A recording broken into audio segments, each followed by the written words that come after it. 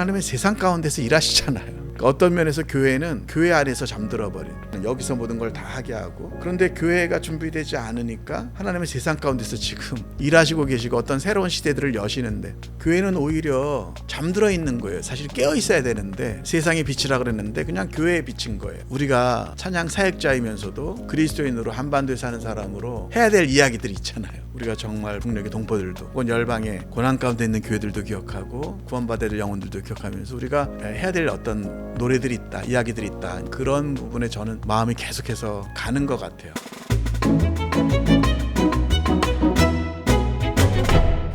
네, 두런두런 인터뷰 두 번째 네. 고영선 선생님과 함께하는 두 번째 시간입니다. 네. 자, 1부에서는 부흥에 대한 이야기를 네. 좀 한번 깊게 저희가 좀 다뤄봤는데 네. 2부는 그보다 조금 더 가볍게 네. 선교사님의 사역자로서의 삶을 좀 한번 네. 나누려고 그런 시간을 네. 마련했습니다. 자, 일단 노래도 있지만요, 비전이란 선교사님이 비전을 찾게 된 과정에 대해서 좀 짧게 얘기해 주실 수 있을까요? 네. 원래 건축학도로 제가 알고 있는데. 네, 원래 건축을 공부했었고 사실은 공업고등학교 건축과 3년을 하고 혜택을 받아서 이제 고려대 건축과를 갔었던 케이스고요. 근데 그것이 제 평생 저거는 아니라서, 그렇지만 뭘 해야 될지 모르는 상황이었지만 저는 예배를 드리면서 하나님의 영광에서 살고 싶다, 그런 마음이 싹트기 시작했고요. 사실은 좀 늦게 알게 된 것 같아요. 예수원단에서 처음 했던 일은 모태신앙은 아니셨죠? 모태신앙은 아니었고 고등학교 때 처음 교회를 갔고 아, 빛의 세계가 있구나, 그런 느낌을 받았어요. 저희 집이 워낙 좀 여러 가지로 어려웠었던 상황이었기 때문에. 그러면서 예배하면서 뭔가 하나님의 영광에서 살고 싶었고, 그러면서 예수원단에서 DTS나 훈련 받고 들어가서 찬양 인도도 하게 되고 뭐 악보를 그리는 일도 하게 됐는데, 부흥이라는 음반이 나왔을 때에서야, 제가 35살 돼서야 아, 이게 내 평생 가야 되는 길이구나를 알게 된 거죠. 그러면 20대 때 이미 대학교에 들어가서도 사실은 활동을 하셨고. 예수원도단 소속으로 있었죠. 제가 대학교 2학년 때 훈련 받고 간사 생활을 시작했거든요. 네. 첫 곡이 뭘로 하셨던 거예요? 지금 남아 있나요, 그게? 옛날에 그 전에 썼었던 곡들 중에서는 뭐 네. 오 예수님이라는 곡이 있고요. 저희가 알고 있는 그 오예수님. 네네, 맞습니다. 그게 첫 곡이세요? 예.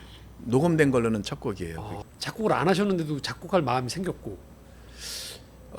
감사하게 그냥 처음에 몇 곡을 썼는데 주변에서 이렇게 많이 격려해 주셨고, 또 송정미 사모나 우리 박정호 장로가 곡들 가져가기 시작해서 그래서 그래도 잘 몰랐던 것 같아요. 그런데 이제 부흥의 앨범이 35살 때 처음 나왔을 때 97년에 그때 비로소 이게 평생 가야 될 길이구나. 왜냐하면 제가 가수거나 무슨 뭐 음악을 전공했거나 이런 게 아니었기 때문에 특정할 수 있는 뭐가 없었는데, 하나님께서 역사하신 걸 보면서 아, 이게 내가 평생 가야 될 길이구나. 음악을 통해서, 예배를 통해서 사람들을 세우고 작곡을 통해서 나누는 게 맞구나라는 것을 확인하게 된 거죠. 그래도 이게 풀타임 사역을 하신 거잖아요. 그렇죠. 저는 뭐 전임 사역으로 이제 네. 예수전단을 통해서. 네, 맞습니다. 그러면 부모님 믿지 않으실 때니까 당연히 이상하잖아요.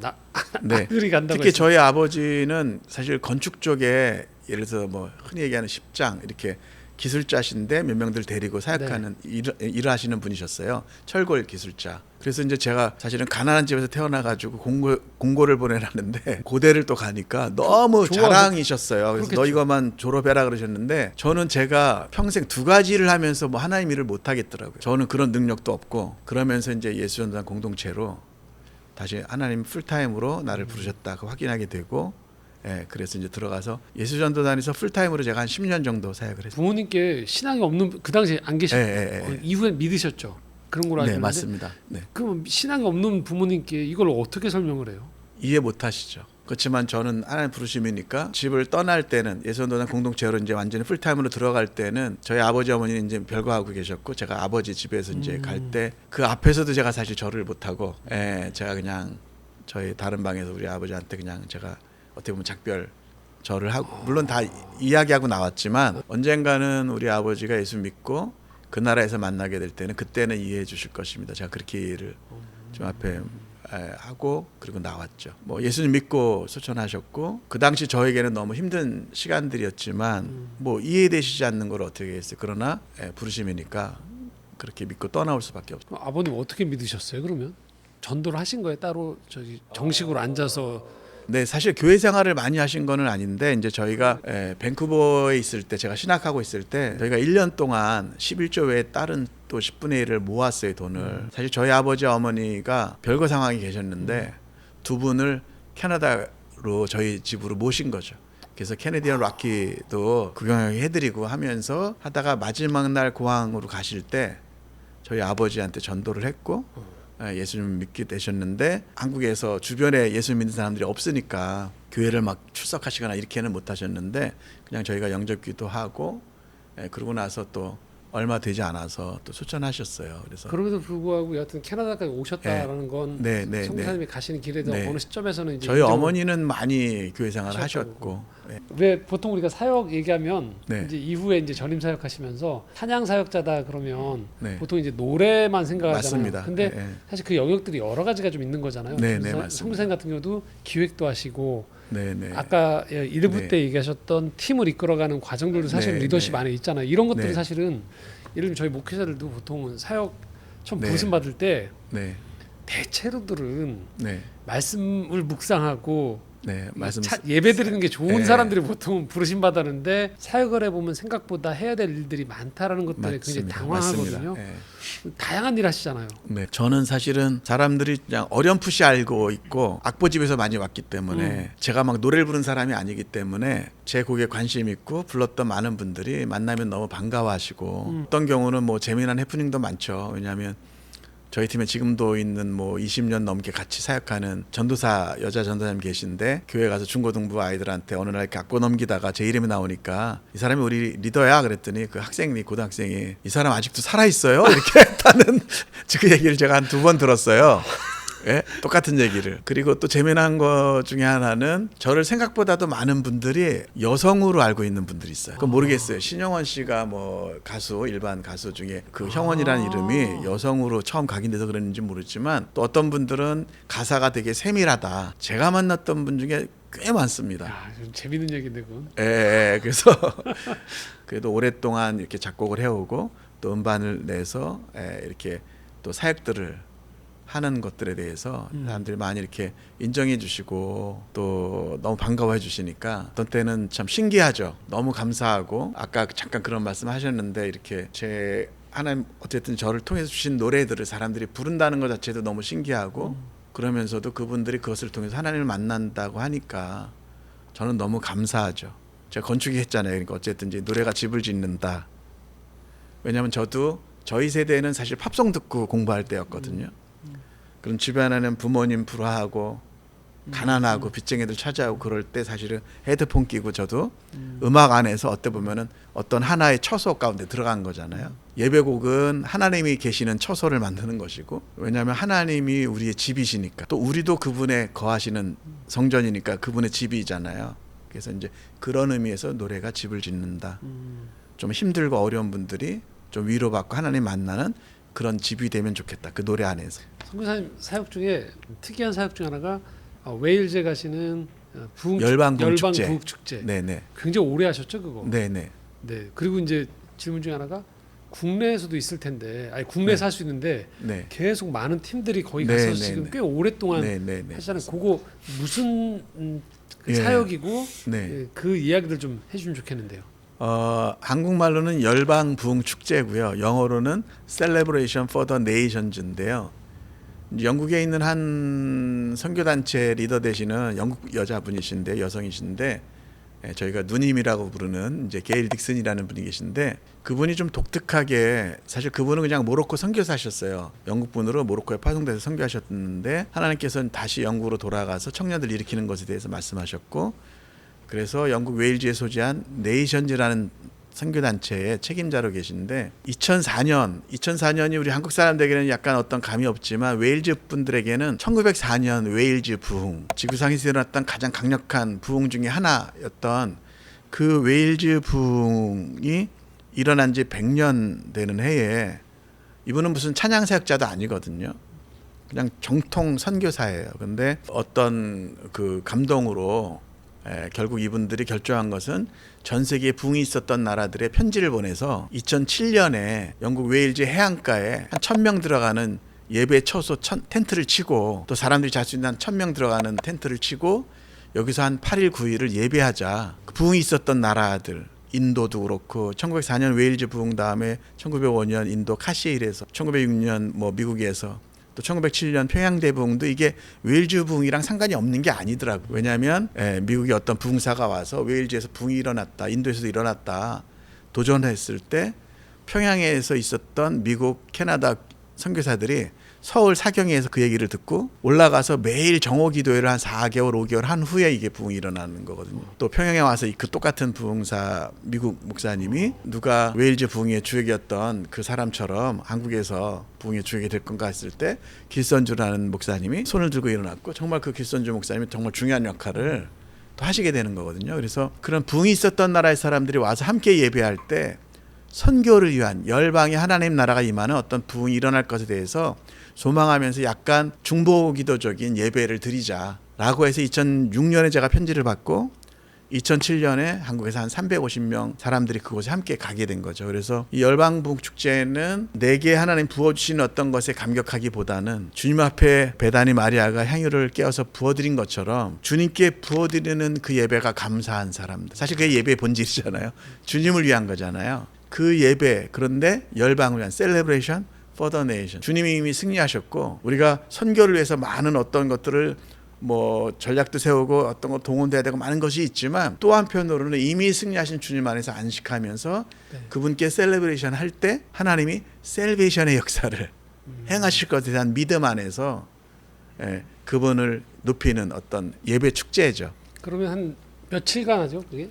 보통은 일주일 요새는 하고 있습니다. 일주일간 그러면 계속 오전하고 저녁에 이제 예배를 드리고요. 그중에 하루는 12시간 예배를 해서 예를 들어서 12시간 예배면 쉽게 말씀드리면 12시간 동안 적어도 12팀들이 1시간씩 맡아서 거기서는 예배가 계속 돌아가고 있고 도중에 이제 뭐 식사도 해야 되잖아요. 그러면 아무 시간이나 나올 수 있고 아무 시간에 들어올 수 있고 필요하면 나가서 쉴 수도 있지만 거기서는 뭐 한 팀은 영국의 팀들이 한 번은 한국의 팀들이 어떤 때는 젊은 세대가 어떤 때는 춤을 추면서 한국어는 뭐 프랑스 팀이 올해도 최근에 다녀왔거든요. 그럼 프랑스 팀이 뭐 다양한 팀들이 그렇게 해서 예배를 맡아서 하는 거죠. 그래서 열방을 위한 예배 그리고 하나님 자신을 위한 예배 주님께만 포커싱하는 그런 예배로 저희가 매년 해오고 있습니다. 그러면 거기에 참가하고 싶은 사람들 부흥한국을 통해서 가는 건가요? 어떻게 되는 건가요? 저희가 그 열방부흥 축제 그 홈페이지가 있고요.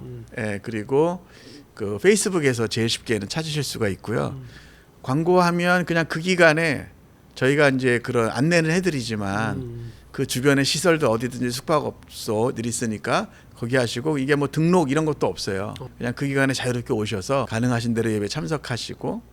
그러니까 비행기 표값과 체류비를 본인이 준비하셔서 본인들이 각자 가시면 나머지 거기 열방 부흥 축제를 참여하는 것들에 대한 참가비는 있는 건 아니고 전혀 없습니다. 찬양팀이 만약에 우리가 거기 참여하겠다. 그럼 어떻게 되는 거예요? 저희 뭐 본부 연락 주시면 우리 같이 가서 참여할 수 있고 또 만약에 어떤 한 타임 우리 예배 인도하고 싶다 그러면은 또 그렇게 저희가 조율해서 같이 하는 거죠. 부흥왕도 지금 20년째 계속 거기 꾸준하게 가셔서 2007년부터 갔으니까요. 거의 20년 가까이 거의가 20년 가까이 됐죠. 가서 매년 가서 예배를 드리고 함께.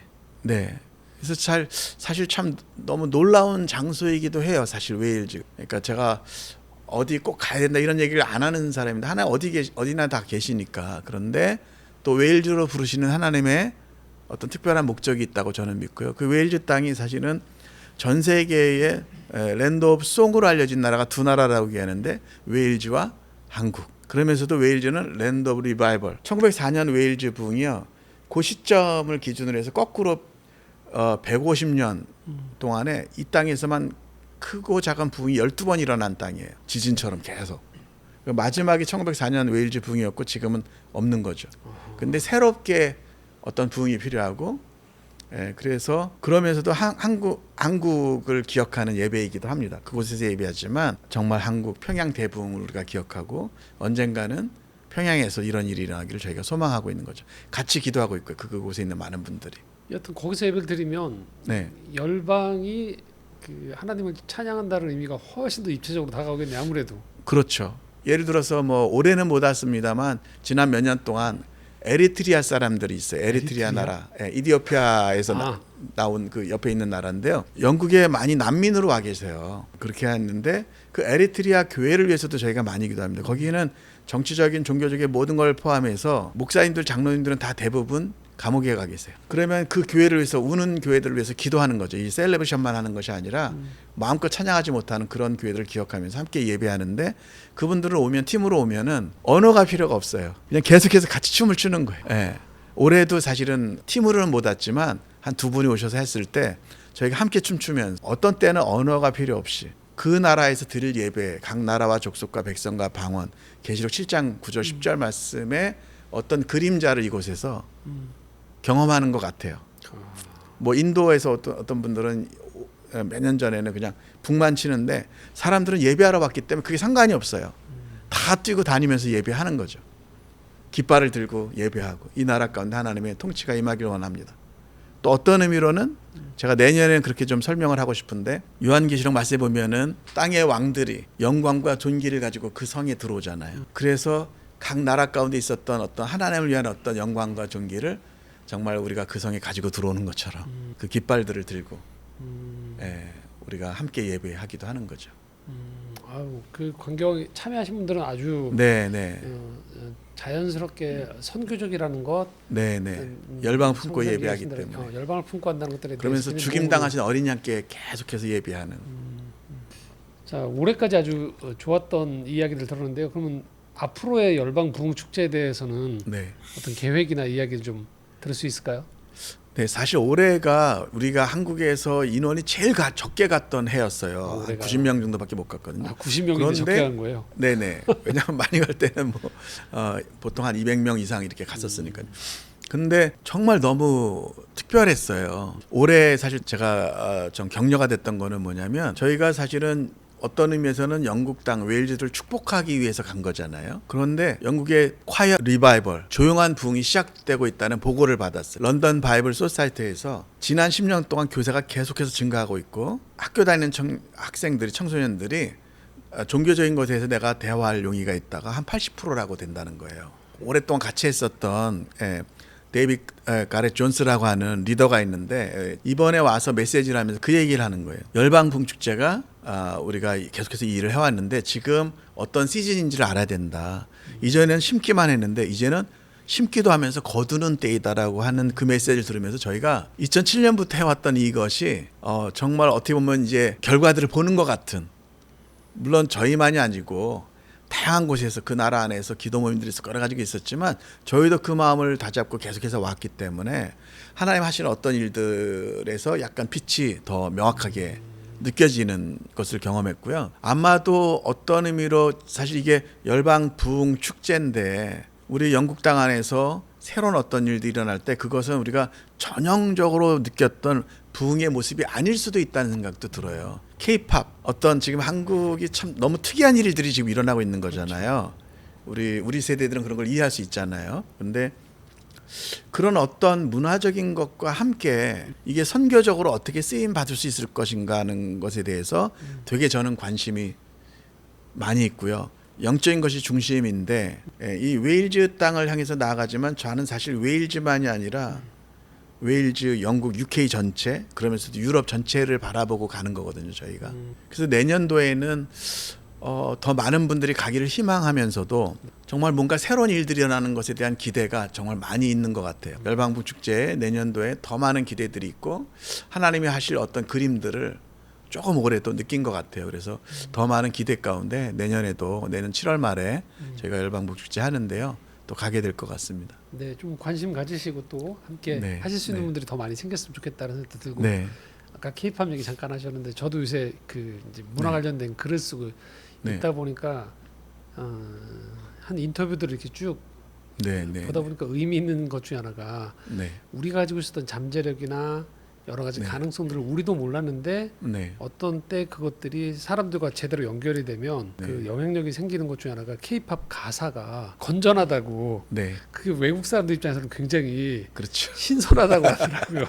그들이 가지고 있는 문화 안에서는 이미 그냥 너무 만연해 있는 건전하지 않다? 그러기보다 좀 여하튼 너무 성적이거나 너무 어떤 폭력적이거나 파괴적일 수도 있는 그런 파괴적인 것들의 문화와는 다른 K-팝 가사 자체가 굉장히 연인의 노래든 뭐든 굉장히 건강한 것들에 대해서 그게 오히려 굉장히 그들한테는 특히 부모들 입장에서도 그렇고 네. 신선하게 다가온다는 건 우리는 너무 당연시 여겼던 부분들인데 네. 그들에게는 이미 어떤 돌이킬 수 없다고 생각했던 부분들이 네. 외부에서 오는 힘에 의해서 네. 선한 영향을 주는 것처럼 이 예배 운동이라든지 이런 것들 네. 또한 한국이 가지고 있던 것들이 네. 그게 국수주의가 아니고 네. 어떤 한국과 또 이 운동을 계속 준비해왔던 분들이 네. 하나님 어떤 때 쓰실 때가 되어지면 하나님께서 어떻게 보면은 K 문화, K 컬처, K 팝 이런 길을 어떻게 보면은 물론 그것을 위해서 노력한 많은 사람도 있었지만 지금 시대적으로 이렇게 주셨다면 저희 찬양 사역자들도 사실 그런 고민 많이 하잖아요. 네, 근데 네. 제가 아까 그 하나의 코리아라는 음반 만들 때도 이제 그런 소망인 거죠. 그러니까 이 K-팝이라고 하는 길을 통해서 우리가 어떤 사상, 어떤 영향력을 세상의 시민들과 나눌 것인가, 세계 시민들과 나눌 것인가라고 생각했을 때 저는 평화에 대한 오히려 거꾸로 그 나라를 보면은 분단으로 오랫동안 몸살을 앓았는데 저 나라를 지금 봐라. 남과 북이 이제는 평화롭게 교류하면서 그 땅의 아이들이 웃음소리를 찾기 시작하고 청년들이 누구든지 남쪽이든 북쪽이든 꿈을 찾아서 마음껏 살아갈 수 있는 세상이 되지 않았느냐라고 어떤 메시지를 전할 수 있는 그런 길로 저는 이것들이 쓰임받기를 소망하는 거죠. 네. 어떤 다른 사회가 아니라 정말 한 영혼을 정말 보물처럼 여기면서 그런 어떤 것들을 심을 수만 있다면 저도 작곡을 하기 때문에 작사 작곡을 하니까 그런 부분에 소망이 많이 있죠. 그런 갈망들이 많이 있습니다. 제가 쓰는 노래로 사람들에게 힌두권의 사람들에게 이슬람권의 사람들에게 한 영혼 성경의 어떤 가치들을 넣어서 사랑에 대해서 우정에 대해서 어떤 것들을 나눌 수 있다면 너무 좋겠다 그런 생각 많이 하고 있습니다. 가족 이야기 잠깐 좀 그래도 네. 빼놓지 않고 하면 좋겠는데 송은경 사모님 네네. 네 이제 아시는 분도 아시겠지만 오직 주의 사랑에 매여 네. 네, 싱어죠. 네네. 싱어 겸 네 자녀의 어머님 겸 네. 저희 팀의 음반마다 한 번인가 두 번 빼고는 계속 한 곡씩 이렇게 노래를 부르기는 했어요. 근데 이제 제일 많이 알려진 게 이제 오직 주의 사랑에 매여인데요. 네. 어떻게 만나셨어요? 주님 은혜로요. 어디서 만나신 거죠? 예수전도단 그러니까 예수전도단 안에서 만났습니다. 제가 처음 만난 거는 제가 90년 5월에 캐나다로 파송받아서 갔는데 4월에 만났어요. 90년 4월에 제가 그 당시 이제 전국적인 예수전도단 전체 찬양 사역자 전반을 관할하는 돕고 있는 서울 화요모임팀의 책임자였기 때문에 그때 이제 여전도회관인가 어디서 모여서 전국의 찬양 사역자들이 다 모여서 각 지부에서 찬양 인도하는 분들이 모였는데 제 아내는 이제 부산대에서 성악 전공하고 졸업하자마자 1년을 예수전도단 부산 지부의 스태프로 일을 할 때 찬양팀이었기 때문에 올라왔고 서로 특별한 마음이 있어서 따로따로 기도하다가 나중에 하나님 인도하시는 줄 알았죠. 그래서 아주 특이한 방법으로 하나님 만나게 하셔서 뭐 지금 또 네 자녀를 하나님 주셨고 네. 여기까지 걸어온 것 같습니다. 홈스쿨링 하셨잖아요. 네, 맞습니다. 그렇게 하시게 된 계기는? 계기는 사실 저희가 캐나다에서 들어왔을 때 뭐 저희가 뭐 평생 사역만 했던 사람이니까 집도 없었고 그랬는데 어떤 분이 그 당시에 분당에 한 오피스텔을 빌려주셨어요. 네. 감사하게 편안한 데서 잘 사는 거는 좋았는데 문제는 애들이 학교 끝나고 오면 우리 아이들만 남아요. 나머지는 다 학원 가고. 그러니까 저희는 이제 사역자니까 뭐 그 아이들을 분당에서 특히 뭐 학원 보내고 이럴 수는 없는데 또 선행학습이라 가지고 애들이 다 이미 배운 거를 학교에서는 하잖아요. 그러니까 우리 아이들만 이제 못하는 상황이었고 대안학교를 알아보니까 너무 비싼 거예요. 그래서 그냥 우리는 그러면 홈스쿨링을 하자. 감사하게도 마침 그 당시에 분당에 홈스쿨링을 하시는 분들이 좀 계셨어요. 그래서 그분들하고 좀 모여서 토요일 날 같은 날은 아이들이 모여서 연주도 같이 하고 혹은 뭐 우리 국내에 있는 어떤 기독교 유적지 같은 데들도 방문도 하고 하면서 좀 보완할 건 보완하면서 홈스쿨링을 하게 됐죠. 그 첫째가 요한, 경, 고경 이렇게 해서 막내가 유엘입니다. 유엘이고 저는 이제 저희 교회에 우리 저희 경, 딸들이 다 다녔으니까 캐나다 네. 가기 전까지 다녔으니까 근데 두 자매들을 만났을 때에도 기존 교육에서 보는 스테레오타입과 다른 좀 창의적이기도 하고 주도적이기도 하고 그런 것들을 많이 경험했었거든요. 그 경희자매 같은 경우는 고요라는 이제 활동명으로 맞습니다. 유재하 경연대회에서도 가요제에서도 상을 받고 CJENM에서 이제 음반을 내줬죠. 음반도 아주 좋은 음반 지금 찾아보면 고요라는 이름으로 오빠의 DNA 겸 또 자기만의 색깔이 나온 독특한 음반을 낸 뮤지션이기도 한데 뭐 처음에 그 음반 낸다고 할 때 뭐 반대하거나 그러진 않으셨어요? 반대할 일이 없죠. 너무 감사했죠. 야, 아빠가 찬양 사역자인데 그러면서. 아니에요. 본인이 이제 너무 확고했고요. 본인은 세상 속에서 어떤 기독교적인 정신을 가지고 사람들을 섬기는 음악을 하겠다 그래서 저는 뭐 너무 감사했죠. 보니까 이제 제 딸이지만 어떤 은사들을 또 하나님 달란트를 주신 것 같아요. 그래서 저는 이제 보면 신기한 게 언제 제가 기타를 배웠지? 언제 저렇게 했지? 그리고 노래 톤도 되게 좋고. 그렇죠. 예, 그래서 음악을 하는 뮤지션으로서 또 어떻게 보면 친구같이 저는 또 너무 감사하더라고요. 따로 뭐 조언 같은 거나 그런 얘기는 하진 않으시고요. 뭐 가끔 얘기할 때 있지만 특별히 뭐 어떤 걸 하는 건 아니고 본인이 계속해서 하나님을 따라서 그 길을 잘 가고 있는 것 같아요. 성실하게 잘 가고 있어서 감사한 마음이 있고요. 요새 이제 캐나다에서 또 하나님 자기가 더 알고 싶고 또 그런 훈련 받으면서 또 직장도 다니면서 오빠 집에 있으면서 또 계속 음악을 하긴 하는데 빨리 한국으로 돌아왔으면 하는 마음이 이제 저는 있는데 또 하나님 어떻게 인도하실지 잘 모르겠습니다. 아직 열어둔 상태에서의 네. 모르니까 우리가 그죠? 네. 프로이들을 보고 싶습니다. 구경. 네. 일찍부터 리더로 쓰신 거잖아요. 네. 중앙국이라는 팀의 대표로도 네. 섬기시고. 네. 이것도 사실 쉽지 않잖아. 왜냐하면 나는 내 연약함을 알고 있고, 네, 맞아요. 직임이 네. 있고 항상 리더자는 결국은 어떤 표본이 되어지거나 네. 끌어가야 되는 입장인데 꼭 답을 다 아는 것도 아니고 리더자 스스로도 그 어두움이나 약함에 사실 시달리잖아요. 맞습니다. 네. 그 문제들은 어떻게 극복 또는 대하시면서 왔는지. 저는 사실 이제 YM에 오래 있었음에도 불구하고 예수전도단에 오래 있었지만 오래 선교사로 계시거나 간사 생활하시는 분들은 대부분 DTS라고 알려져 있는 대학으로 얘기하면 1학년 1학기와 같은 그 디사이플십 트레이닝 스쿨 6개월 훈련만 하는 게 아니라 뭐 리더십 스쿨 무슨 스쿨 상담학교 뭐 많은 것들을 하세요. 근데 저는 사실 DTS 한 번 하고는 다른 코스들을 안 했어요. 신학도 하다가 그만두고. 그러니까 부족한 게 참 많은 거예요. 제가 너무 말 모르고 하고 있다. 그런 걸 느낄 때가 정말 많아요. 비전만 보고 하는 저에게 주신 부르심 그것 때문에 막 달려왔던 것 같아요. 그거 외에는 다른 게 눈에 안 보였고 또 초창기는 제가 그렇게 얘기하면 사람들이 다 그거를 호응해주고 따라와 줬죠. 그래서 또 그게 가능했고 어떤 면에서 저는 성격은 되게 내향적인 사람인데 자리 때문에 좀 외향적이 더 많이 된 사람이고 그러면서도 사실은 비저너리 쪽에 가까워요. 그래서 사실 저희 팀에도 약간 페스토럴 케어하는 게 부족한 그런 걸 잘 못하는 사람이거든요. 제가 그런 한계가 참 많은데 그냥 하나님 은혜로 어떤 상황들 가운데서 그냥 여기까지 걸어온 것 같고요. 그래서 늘 더 저희 팀들에게 좀 미안한 마음이 많이 있죠. 더 많이 사람들 만나고 이렇게 해줘야 되는데 그렇게 못하고 여전히 저는 뭔가 해야 될 일들이 눈에 보이고 그냥 엄밀히 제가 그것을 통해서 내가 뭐 내 영광 위해서 어떤 그런 게 아니라 시즌에 대한 이해 그런 게 이제 저는 되게 때에 이걸 해야 되는 이런 게 좀 많이 있는 것 같아요. 그래서 지금도 최근에 이제 영상을 같이 여기 우리 젠타일 스튜디오랑도 같이 부탁해서 같이 하려고 하는 어떤 것들도 지금 한반도의 어떤 시즌이 지금 이렇게 넘어가고 있는데 교회는 사실 전반적으로 그런 걸 잘 감지하지 못하고 있는 것 같고 사회도 물론 마찬가지지만 그러니까 제가 느낄 때는 이게 지금 너무 이런 어떤 평화에 대한 메시지나 어떤 것들이 지금 나와야 되는데 교회는 이전 프레임 과거의 어떤 아픔이나 어떤 사슬에 매여서 아직 그러니까 그 얘기는 미래의 아이들을 풀어내지 못하는 거죠. 남과 북의 청소년 청년들에게 어떤 세상에 미래에 일어날 일들에 대해서 상상할 수 있게 해주고 앞으로 이런 세상이 올 거야 라고 소망 가운데서 격려해야 되는데 우리는 아직 그냥 계속 이렇게 남아있는 어떤 이런 것들이 저는 이제 되게 마음에 안타까운 거예요.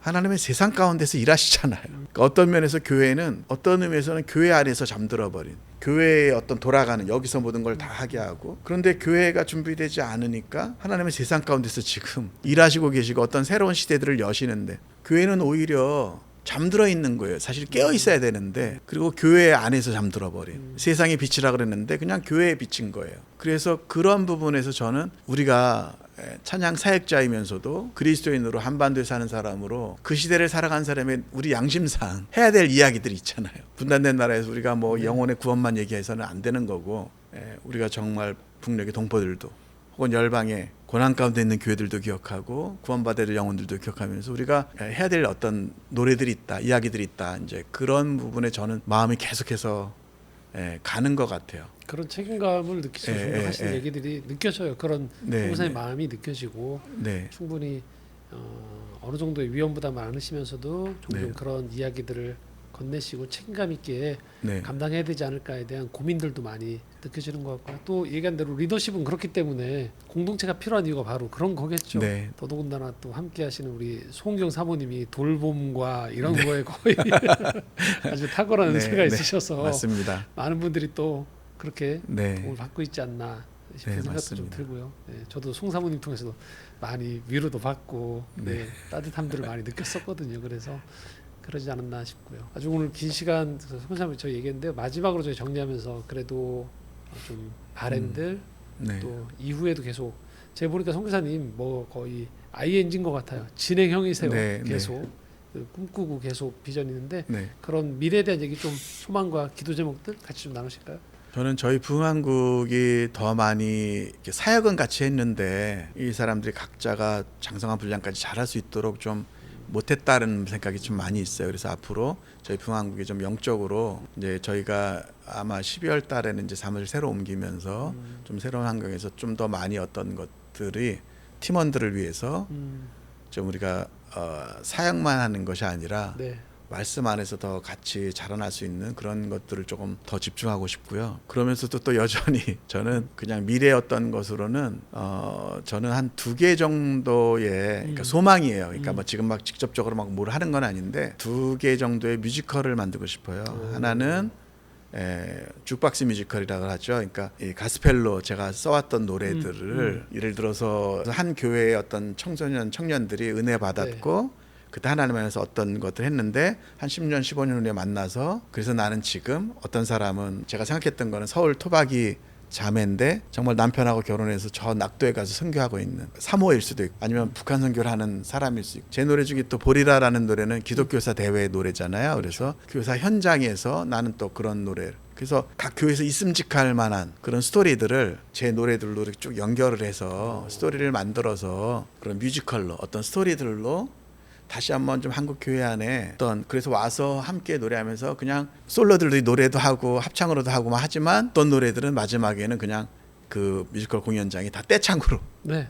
함께 예배하고 부르는 이제 그런 걸 부흥한국의 사역의 노래들로 하나를 하고 싶게 있고요. 또 하나는 하나의 코리아 음반을 제가 15곡을 하나를 만들었고 사실 또 다른 15곡이 이미 다 쓰여져 있는데 제가 이제 사역을 하니까 이걸 지금 못하고 있어요. 그런데 한 30곡 정도면 이거를 통해서 또 어떤 뮤지컬 남과 북의 북녘의 학생과 남녘의 학생이 남남북녀로 예를 들어서 모스크바의 음악학교에 왔는데 드라마는 항상 그렇잖아요. 첫눈에 반하고 그러면서 청년들이 사랑을 하면서 그런데 이 부모들의 얘기가 나오고 이들이 다시 만나고 헤어지고 하는 이런 과정들 안에서 분단됐던 한반도 얘기가 나오는데 이것을 어떻게 우리가 미래로 제가 제일 좋아하는 사실은 뮤지컬은 레미제라블이거든요.